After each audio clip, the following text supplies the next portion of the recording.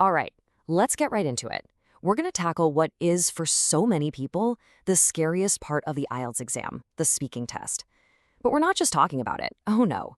We're going to break down a seriously powerful strategy that can absolutely transform your performance, and it all happens in just 60 seconds. So, let me just ask you this straight up. What if you could actually master the hardest, most feared part of the entire test in a single minute? It sounds kind of crazy, I know. But the key to a high score isn't about memorizing a million phrases.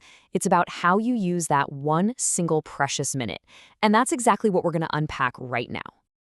And look, let's just be real for a second. The speaking exam is absolutely nerve-wracking. I mean, of course it is. It's happening live, you can't go back and edit yourself, and you're being judged in real time.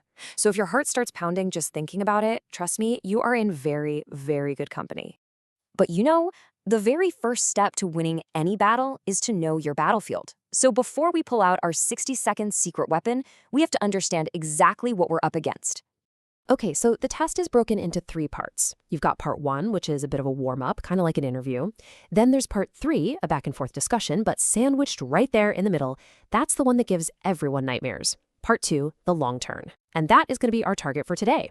So here's the deal with part 2. The examiner gives you a topic on a card, and then they give you exactly 1 minute, just 60 seconds to prepare before you have to talk about it for up to 2 minutes. And believe me, that 1 minute, it can literally make or break your entire speaking score. And this just says it all, doesn't it? How you use that 1 minute of preparation is critical. It's not about everything you know in English. It's about what you can pull together right then and there under pressure. So where do most people go wrong? Okay, this is so important. In that 1 minute, your gut instinct, your panic mode is going to scream at you to do what's on the left. Try to write out full sentences. This is a total trap. You'll never, ever have enough time.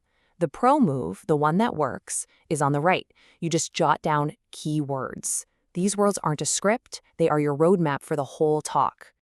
All right, enough theory. Let's see how this actually works in practice. I'm going to put myself in your shoes. We are going to do a live simulation of that 60-second prep time. So imagine the examiner has just handed you this card, and they say your 1 minute starts now. Okay, let's go. The card says, describe a holiday you enjoyed. First bullet point, where you went. My brain is racing. Okay, a recent trip. I'm not writing, one time I went on a holiday to Paris. No way. I'm just writing Paris last summer. Done. That's it. Next prompt. Who you went with. Okay, easy. With sister. 2 words. That is all I need to spark that memory and that part of the story. Moving on. What's next? Okay, what you did. Gotta be quick here. Just triggers. So Eiffel Tower, museums, croissants. Got it. And now for the last one, the really important one. Why you enjoyed it. This is all about the feeling, the so what. So my keywords are magical atmosphere, first time abroad, and stop. Time's up. That's it. My whole 2-minute speech is now mapped out in what, like 10 words? Perfect. Okay, deep breath. Now let's see how those few little keywords become a fluent, high-scoring story. Because I have that simple list, I'm not trapped trying to read a script. I'm free to just talk.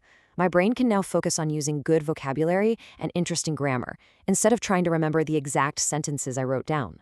So instead of sounding like a robot saying, the person I went with was my sister, those keywords let me be natural. It flows like this.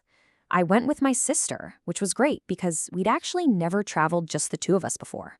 See that difference? You're telling a story, connecting your ideas. It just sounds so much more human. So why is this keyword strategy such a game changer? It's not just about making you feel less panicked, though that's a huge bonus. It's because this technique is basically engineered to hit all the right notes for the examiner. It helps you give them exactly what they're listening for. So your final score is split equally between these 4 things. By using keywords, you have a clear structure, which nails fluency and coherence. And because your mind isn't scrambling for what to say, you have the mental space to pull out better vocabulary and use more interesting grammar. And guess what? When you're more confident, your pronunciation naturally gets better too. It's a win-win-win-win. So let's boil this all down. What's the big takeaway here? Your 60 seconds are for creating a map, not writing a script. Use those few keywords to trigger your ideas. Tell a real story. Don't just list off facts. That right there is the difference between a band 6 and a band 8.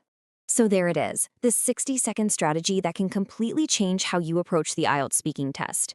You have the tool now, so the only real question left is, are you ready to grab a timer and start practicing?